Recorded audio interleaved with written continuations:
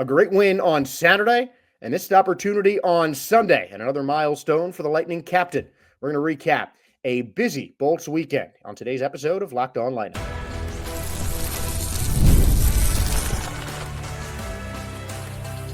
You're Locked On Lightning, your daily podcast on the Tampa Bay Lightning, part of the Locked On Podcast Network, your team every day.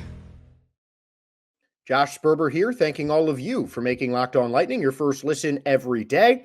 We are part of the Locked On Podcast Network, your team every day. And if your team is the Tampa Bay Lightning, then this is the show for you. And we're going to get started by talking about Saturday's game. We'll go down in chronological order and then finish off talking about Victor Hedman, because in Saturday's game against the Rangers, Victor Hedman was honored after the first time out in the first period for becoming the Lightning player with the most games played as a Bolt. 1,084 now, but it was 1,083 before the 6-2 win against the Rangers. And I mean, when you break it down, there's really not that much to shake a stick at in this Rangers game. They let up a shorthanded goal, not ideal, but by that point, the Bolts are up by 4. And it was within the first 15 seconds of the period, which is just not easy to defend against. Trocheck just went right down there. Rangers might have caught the Bolts sleeping a little bit there. And even with that, they responded by the end of the period. Nick Paul put in the final goal of the night to make it 6-2. Ryan McDonagh got the game winner, making it 2-1 at the end of the first period. A shorthanded goal against the team he used to captain. Always like to see when a guy scores against his former team, against the two teams that McDonagh has had the most success on in his NHL career. In the Stanley Cup Finals, a loss with the Rangers, but he ended up getting his 2 cups with the Lightning. And it's easy to see why McDonagh wanted the Predators to trade him back, to get him back to the Tampa Bay Lightning. He wanted to come back here. He didn't want to leave.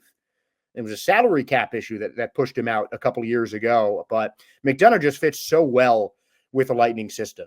On that line with Cernak, when both of them can kind of push the pace if they need it, and they're sneaky good offensive players, but both of those guys, I think, are definitely more defensive defensemen. I think it's one of the reasons the line works so well, but 10 points and a high among defenders for the Lightning in terms of plus-minus for Ryan McDonagh, and he's the only player with a plus 20 or more for the Tampa Bay Lightning so far, leading the team at plus 22, which is among the leaderboards among all NHL defensemen. And that was just another great acquisition in an offseason that, despite the fact that the Lightning lost one of the best players to ever put on the blue and white, still turned out to be a really solid offseason. J.J. Moser before the injury looked great. Connor Geekie has been a solid piece the whole season.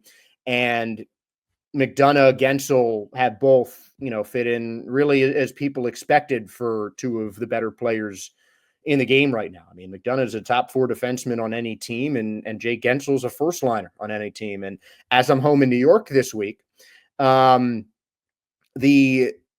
Rangers broadcast has echoed a sentiment that I had been talking about the entire season. The fact that I think the Lightning's top line is the best in the game. And that was certainly shown with 3 points from Brayden Point, who was our locked player of the game with just some really timely goal chances created by Pointer. Nikita Kucherov also had 3 points. Jake Gensel had a goal and an assist for 2 points. So a combined 8 from the first line for the Tampa Bay Lightning to create almost all of the Bolts' goals. And that first line outscored the New York Rangers single-handedly. Just another dominant performance by the best line in hockey. And Brayden Point, as I mentioned, was our locked player of the game, mainly for his timely points. He got the assist on 2 power play goals, one of them being the opening goal of the game, first line combination from Gensel and Kucherov. That was seconded when Gensel scored the power play goal on an assist from Point. Point also scored a goal within the first 4 minutes of the second period that put the Bolts up by 2, a key after McDonagh almost ended the period with a goal, scoring with under 2 left in that opening frame. And Brayden Point, his second goal really set the tone for the Lightning in that second period. After that, it was just dominance. It was a shorty from Cirelli. Of course, Hagel getting in there on the assist, and then the first line combining for another power play goal. And by then, despite the fact that Trocheck scored almost instantly in the third period, it just seemed like the game was over after Gensel scored that second one from Point. So Point's 2 assists came at really good times, and that goal stretching out the lead to what turned out to be an insurmountable one was just so crucial for the Lightning in that victory. And Point has continued to show off just his diversity as not just a scorer, but a chance creator. 23 goals, which is close to the league lead, and 20 assists for 43 points to put him second on the Lightning. He does lead the Bolts in goals with 23 as he races to try and get the Rocket Richard trophy. Again, you like to see McDonough getting that goal against his former team. And even though that Trocheck goal was just, it seemed just like kind of a blip. He just got the puck quickly, a tough turnover for the Lightning, and he just went right down and put it home. But McDonough, that was pretty much McDonough's goal on short end. Picked the ball up, picked the puck up, went right up the ice, and gave the Lightning the lead for good. Never looked back after that one. And that's essentially what Trocheck's goal was. It took a little bit, but the Lightning answered. So anything the Rangers put across there, the Lightning had an answer for. The only minor setback is, they relied on their goalie. When you see a shot disparity of almost 20, Rangers with 44, Lightning with 25, that is usually not a shot disparity that favors the team with 25. But the Lightning had their most efficient game in terms of goal scoring on the season. And Andrei Vasilevsky with a Lightning season best 42 saves to earn the Lightning their 20th win of the season. And a big key in this game was the first period. Nikita Kucherov looked like he was possessed. He was just on a mission in that first period to try and get the Bolts on the board early. And he scored one of 2 Lightning goals in the first period. And that helped the Lightning improve their stretch this season, because no team in the NHL have scored more goals in the opening period than the Tampa Bay Lightning. They have also allowed the third fewest goals in the opening period. And this is why the whole season I've been talking about the Lightning's need to just get out to a strong start. When they start off hot, when they can put pucks on net, create chances after chances early, and just be in attack mode from the get-go, usually good things happen. And were the Lightning the team that possessed the puck most on offense? No. But they made the most of their chances, and that was key. And Nikita Kucherov played, honestly, how I thought he would. After that hit against Tkachuk got him out of the game against the Panthers in Sunrise, Kucherov came right down and scored on the opening period. And one of the prettiest goals, especially passing-wise, that I've seen the entire season for Tampa Bay. And Kucherov now leads the Bolts with 54 points after he got a goal against Montreal the next day. But Kucherov certainly back. Really good to see. It was just a game misconduct for that hit on Tkachuk. But he helped set the tone for the Lightning, and could not have happened without just an inch-perfect pass from Braden Point. Just a saucy saucer pass through the Rangers' defense, across the face of goal. Nothing you could do about it. Even if Hank Lundqvist was back in the game, he wouldn't have had a chance on that one for the Rangers. Just brilliant passing and a great goal to start. And then whenever the Rangers seemed to do something positive, the Bolts had an answer. So it might not look like that on the scoreboard. Again, the big shot disparity, one of the largest, but when the Lightning have been in the negative over the course of the season in terms of shots on goal, with 25 to the Rangers 44. But again, the efficiency of the Lightning, the great passing really keyed their way to a win against a divisional foe. And the Rangers might be slipping a little bit in the standings. They might not have gotten off to the start that probably most of the pundits would have expected them to get after they finished with one of the best records in the NHL last year. They're slipping a little bit, and the Lightning certainly took advantage. They jumped out early. They defended their home ice, and despite getting outshot by 19, they still played one of their best offensive games in the NHL season so far this year. But unfortunately, Sunday's game didn't go quite as well, as the Lightning took a big step forward against the Rangers, but fell to the Canadiens on the very next day. We'll recap the second game of the weekend for the Bolts when we return.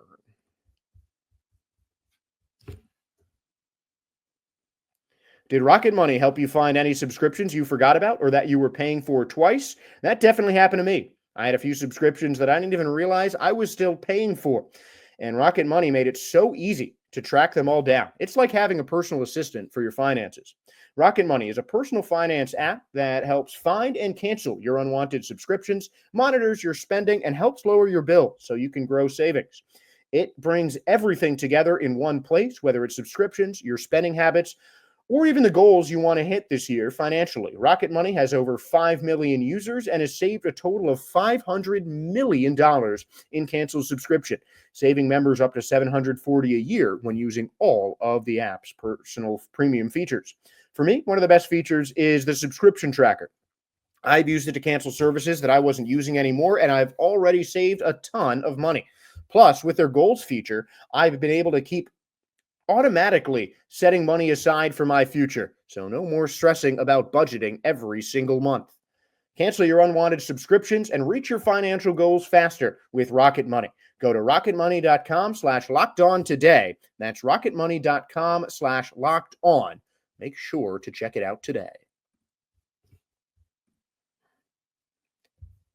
And we've got another recap for you, a back-to-back for the Tampa Bay Lightning after the Canadiens had their own back-to-back. A 4-0 win for the Habs in Sunrise on Saturday, and then they did it again. Another victory on the road, this time at Amalie Arena, a 5-2 win. And for the Canadiens, Jonas Johansson being in the net, I think would be the first thing that many fans would point to. But when you look at a lot of the goals that were scored, I don't even think Vasilevsky could have saved some of them. I mean, there was a couple shots, namely the goal from Christian Dvorak that ended up giving the Canadiens the lead for good. Could that have been prevented? Maybe. I mean, that was just one of those unlucky bounces that got by Vasilevsky. But Jake Evans is on a heater for the Habs. He's now scored in 5 consecutive games. He had one of the goals that I don't think anyone could have stopped. He absolutely roofed that wrist shot. And Joel Armia's goal at the start of the third period was a nice little quick one-time in front of the net. So, I mean, there were just a couple of goals that were just fantastically well taken by the Canadiens. And regardless of who was in net, it just seemed like they would have gone in. But the Lightning couldn't get out to the start that they wanted. But the Habs have just been on a run, coming off of a big win against the Florida Panthers, shutting them out 4-0 as the Lightning did in Sunrise. And 5 out of the last 6 for the Canadiens. The Patrick Laine effect has been real for Montreal, and you can tell how much he has juiced up that offense. And Montembeault did not have a ton of work to do, Lightning with 2 fewer shots against the Habs than they had against the Rangers. But the Canadiens had 37. And, again, I don't think it was a matter of just a bad goalie from Jonas Johansson. I think it's just the Lightning running into a brick wall called the Montreal Canadiens, who just are playing their best hockey of the season right now. They outshot the Lightning in every period but the first, including a whopping 14-5 difference in the final period. So just not the best offensive performance, I think, for the Tampa Bay Lightning. I mean, the only time I really saw a defensive mistake, I think, was just on the empty net goal when Hedman was just swatting at the puck and it took a bad bounce, ended up right next to a Canadiens player who happened to be right next to the wide open net. So, Lightning got a couple of tough breaks, but I think this is really just about them running into a hot team with the Canadiens. You can't be too upset with the way the Lightning played, particularly in that second period, getting those 2 goals. But you can't win them all. This was just a game that you'd want the Lightning to win. A divisional game, obviously, you want to win them all. You can't win them all, but this is the only time that the Canadiens will visit Tampa Bay. The Lightning have a chance for redemption in Montreal at the end of January and at the beginning of February. So they can still win that division series, which is obviously something that the Bolts want to do. Just they're going to have to do it the hard way now. And the Canadiens 6-10-1 on the road, while the Lightning 11-6-1.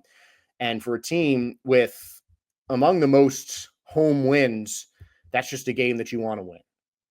So a tough one for the Lightning against the Habs, but Brandon Hagel, I think, played really well. He was their locked player of the game, did finish with a -1, but was, not going to be denied at the beginning of that second period.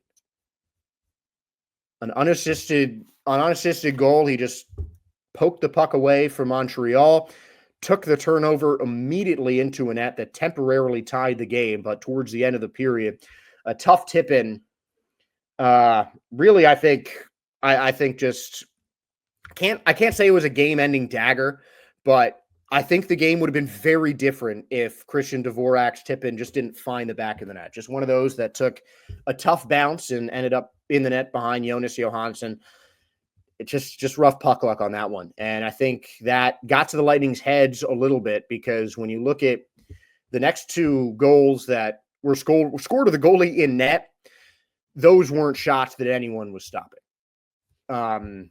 So, I think in some ways, I think it's a case of bad puck luck, but the Lightning need to start shooting more. This is a team that forges its identity on its strength, which is its offense. We talked about the fast starts. We talked about the Lightning's need just to dominate that first period and set the tone early in the game. And, they just didn't do it against the Canadiens. Not getting a goal in the first period kind of hurt. And Hagel getting it back really seemed to shoot some life into them. And then the tip in by Dvorak just really seemed to suck the life right back out.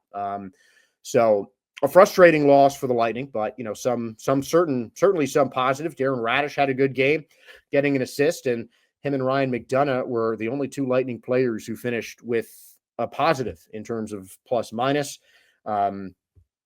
Not too many penalties for either side. Neither team cashed in, so you can't be too upset if you don't score a power play goal and the other team doesn't.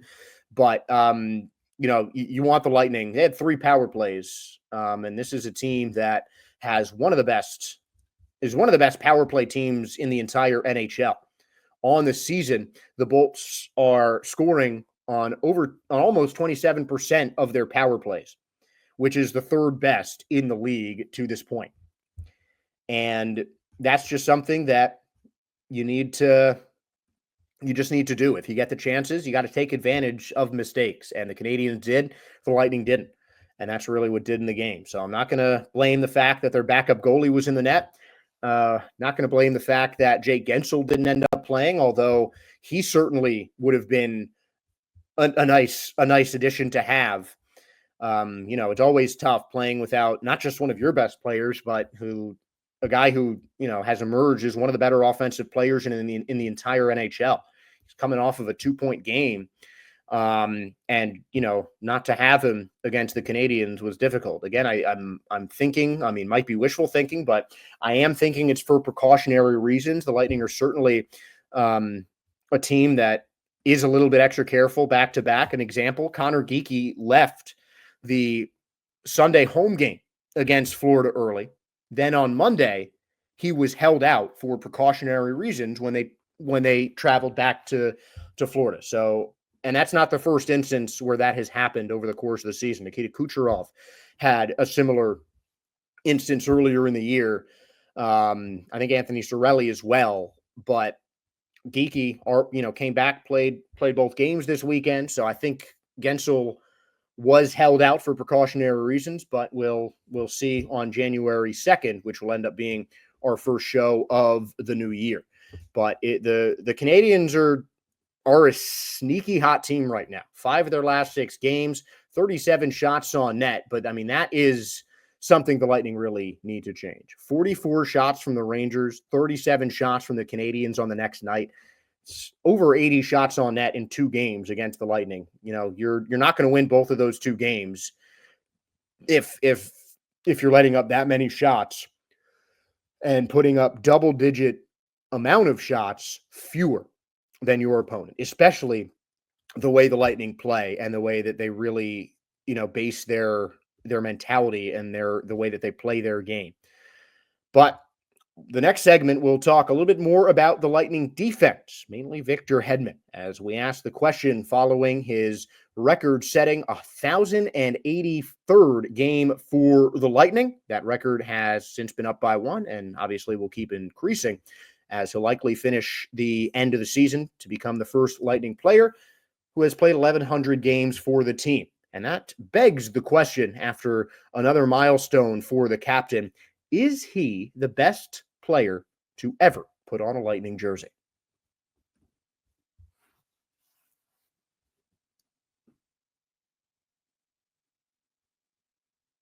Josh Sperber still here on Locked On Lightning, and let's talk about the captain, Victor Hedman. 4 goals, 24 assists on the season, 4 away from becoming the first Bolt to 600, 16 games away from becoming the first Bolt to play 1,100 games. And this is a guy who has been one of the faces of the NHL and one of the faces, now the face of the Tampa Bay Lightning. He has spent most of his career with an A on his jersey and will finish his career likely as the Lightning's captain. And you can really attribute a lot of the Lightning's success to Victor Hedman in recent years. He is one of the better two-way defensemen that I have ever seen play. And his passing ability just does such a good job setting up transition offense for the Lightning. He's got an absolute cannon of a slap shot that, doesn't hurt either. And he's just a guy who is not going to come off the ice. There has never been a season where Victor Hedman has played less than 20 minutes per game. And there has never been a season since his third season back in 2012 where he has finished the season with negative numbers in the plus minus, currently at +6 through 32 games. And there might not be a ton of stats when it's all said and done that Hedman's going to end up leading the Lightning in. Nikita Kucherov is hot on his heels, 6 assists behind Hedman to become the Lightning's all-time scoring leader. And Hedman himself already admitted that it's just a matter of time before Kuch takes it. So when it's all said and done, the only thing that Hedman might be on the top of the Lightning leaderboard is games played. So does that diminish his legacy as a Lightning player? Absolutely not. I mean, I don't think that just to be the best player in franchise history, you have to lead them in everything. But for the Lightning, I mean, I think that's just a difficult thing to measure because they have had so many greats in the game. Offensively, I think is where you might find one of the best Lightning players, because the first 4 names I think that come to mind as the best Bolt ever would have to be Victor Hedman, Steven Stamkos, Marty St. Louis, and Vincent Lecavalier. Andre Vasilevsky might be in there too. And I think when it's all said and done, that argument will be even more valid. But I think right now, Hedman's got to be up there, and it's difficult to compare offensive and defensive players. And it's difficult to compare even guys like Hedman and Stamkos, who, in my opinion, have to be the top 2. St. Louis, maybe St. Louis would be up there. I might be a little biased with that, since Marty St. Louis is one of my all-time favorite hockey players. So might be a little bit biased there, but I think it's difficult to show that anyone offensively has done more for the Lightning than Steven Stamkos has. A lot of that could be just in the longevity that he had with the Tampa Bay Lightning, and that's certainly something that can count towards Hedman as well. He is not a guy who misses a whole lot of games. He has played over 70 games in each of the past 3 seasons and hasn't played less than 50 since 2013. So he's just a guy who you can't get off the ice, nor would you want to get off the ice. So I like it's just difficult to really say if he is the number one all time. I think defensively, I can't think of a better defenseman that put on a Lightning jersey. I think I can easily say that as a defender, there has been no one better than Victor Hedman who has played for the Lightning. So at least in that, he certainly takes the cake, but it's just hard to compare Hedman to a player like Steven Stamkos, who was not just their go-to guy in even strength, but he was a weapon on the power play. And he played his best years with Tampa, but I just would like to think that when you look at the top guys to ever play with one franchise,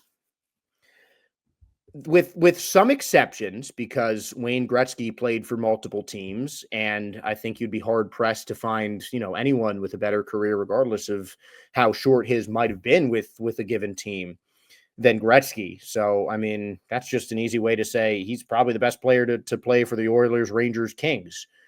But, the Lightning are still a pretty young team. And, when it comes to just the pantheon of NHL greats, it just seemed like those bigger names started coming up more and more during Victor Hedman's tenure. I mean, he has been a stalwart and an alternate and now the captain during what has been the best stretch of the Tampa Bay Lightning in their short history. I mean, you forget, this is only a franchise that has been around since the early 90s. So, 30 or so years of the Tampa Bay Lightning. I mean, there's still a lot, obviously you hope for many more years of Lightning hockey. But I think as of right now, you certainly have to say that there hasn't been a defenseman better than Hedman. There might not have been a player more important to the Lightning's success than Victor Hedman. I mean, being a guy who in most sports was a defender, the couple of times my short hockey career had me in the net. So this could be some personal bias, but defense wins championships is something that can apply to every single sport. But if you have a guy on defense that can really control the game like Victor Hedman does, I personally believe that that's more valuable than even a guy like Kucherov or Stamkos, who Hedman has played with.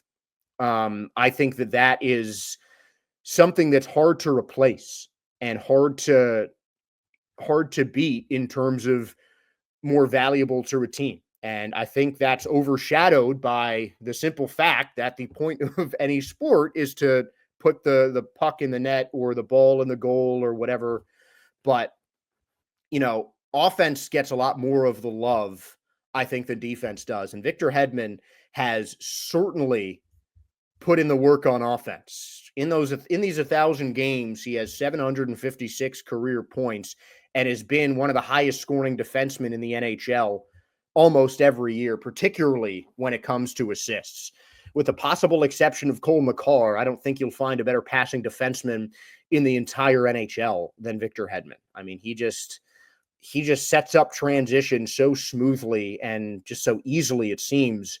And that is when the Lightning are at their best. There are not a lot of teams that can skate with the Bolts. And if anyone, it seems, on their offense can come up the ice with a full head of steam, look out, because it is not going to be easy to stop. And Victor Hedman can also come around on the other side of the ice and stop any momentum, whether it's a nice stick check or a big hit from the big Swede. I mean, he is certainly not a guy that you want to be rubbing elbows with, because even at 34, the big Swede can knock anybody down. And I just think that even if he is not the best Lightning player ever, you guys can certainly submit your opinions on that if you want to message us on X. We're at LO_Lightning, or just go in the comments below.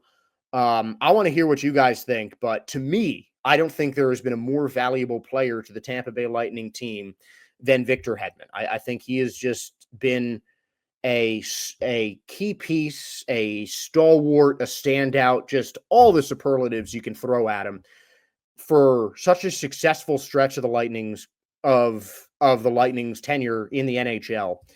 And he really catapulted them from just another team in the NHL to a perennial contender.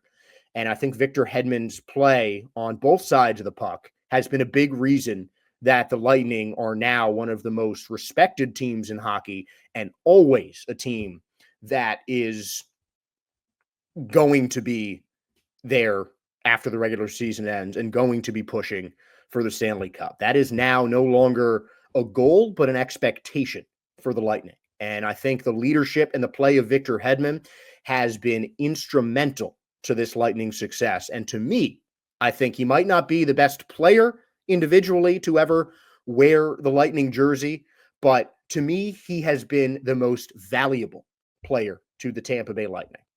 And we're going to end on that. Tomorrow we'll have the Bolt of the Month, so get ready to see who will be our final Bolt of the Month in 2024. Until then, thank you all for tuning in and making Locked On Lightning your first listen today. Now for your second listen, make sure to check out Locked On Fantasy Hockey. Become a fantasy hockey expert and get the edge over your league mates with daily tips from Steele and Flit. Find Locked On Fantasy Hockey on YouTube or wherever you listen to your podcasts. And wherever you listened, please make sure to give us a subscribe, a like, a follow. We really appreciate your guys' support, because we do this show for you guys, the fans. And something I'll remind you about tomorrow as well. There will be 4 shows this week, as we will have our first show of 2025 on January 2nd to preview the game against the Sharks. But we'll talk about that a little bit more tomorrow. Until then, thank you again for tuning in, and please enjoy the final week of 2024.